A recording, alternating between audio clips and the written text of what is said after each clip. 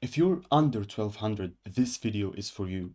So in this video, I'm gonna give you 4 essential tips that will instantly skyrocket your elo from 800 to 1200, from 500 to 1000. I'm guaranteeing you, if you're a beginner in this game, after seeing this video, you're gonna be so happy and you're gonna be so sad that you haven't watched it before. So the first thing is speed. If you think you're Magnus Carlsen, you're sadly mistaken, my friend. You are not going to find the best move each time. So from here on, you have to play faster, way faster. And you have to, in each game, you have to make sure that you always have more time than your opponent. You have to guarantee that you will not lose by time. And if I challenge you, you can go to your history on chess.com right now and see how many games you lost on time. You will find 70%.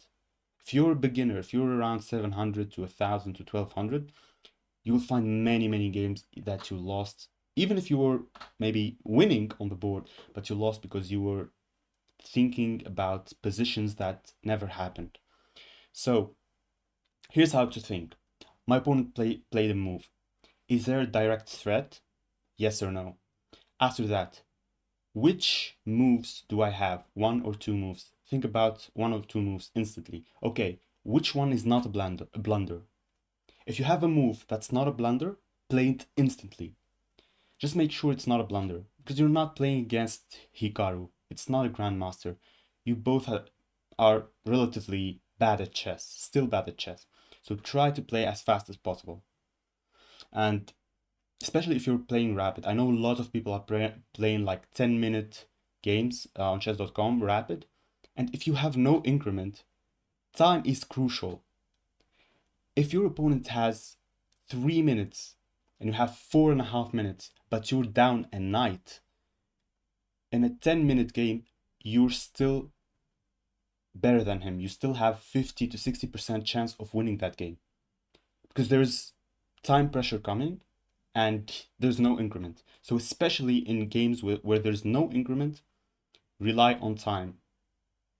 Always remind yourself, you are not allowed to have less time than him from the beginning to the end of the game. Good, understood, understood. Openings. This coordinates with the first point. You have to learn 2 openings. An opening for white, another for black. And always use these 2 openings. Do not change them. Learn the theory. I have an application that you guys can use. I'll show it to you. I have it on my phone. It will help you memorize the theory and some openings. It's called Chess Opening Professional or something like that. It's this one. I don't know if you can see it. It's this one. Yeah. So, learn 2 openings. I personally chose the Queen's Gambit and the King's Indian for black. And play them always the same way. Learn the lines, and for the 10 moves, you will not waste time thinking about the next move. You'll just play it instantly, and that will gain you time, and that will assure you of not blundering in the first 10 moves. So you have to learn 2 openings, one for white, one for black. Next point is endgames. And here I'm going to be specific. There's a book called 100 Endgames to Learn or something. 100 Endgames or 100 Endgames to Learn. It's very famous in the chess world. You should know it. Go read that book and learn each and every endgame. Even if you cannot memorize all of them, at least learn basic stuff like rook against 2 pawns endgame, or knight against pawn endgame, or 2 bishops against a rook endgame.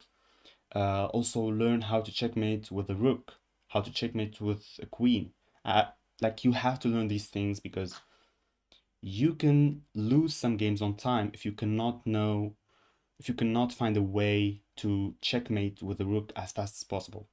If you have 10 seconds to checkmate with a rook, you'd better know the theory.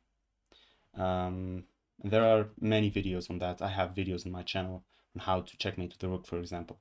But learn your end games because they are crucial, and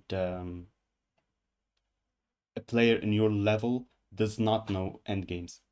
If you're like 1200, other players, your opponents, don't know anything about endgames. So use that as your unfair advantage and memorize some of them.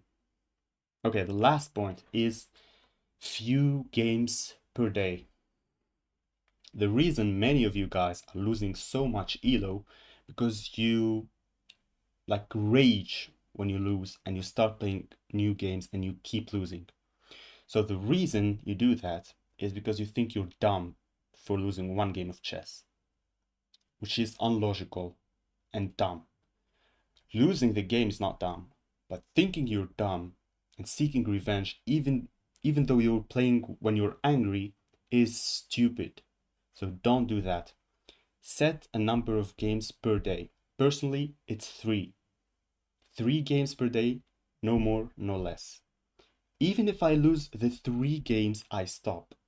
Even if I win the 3 games, I stop. No revenge, no thinking, oh, I'm in great shape today. I won 3 games. Let's continue until I lose. Because I can win 3 and then lose 3.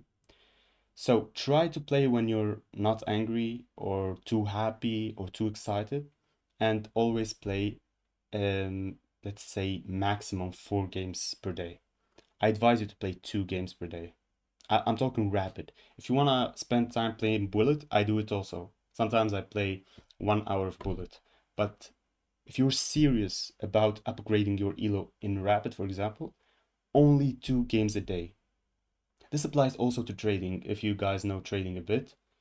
You cannot trade through emotions, because when you lose a trade, you want to do another trade to bring the money back. But that doesn't work that way.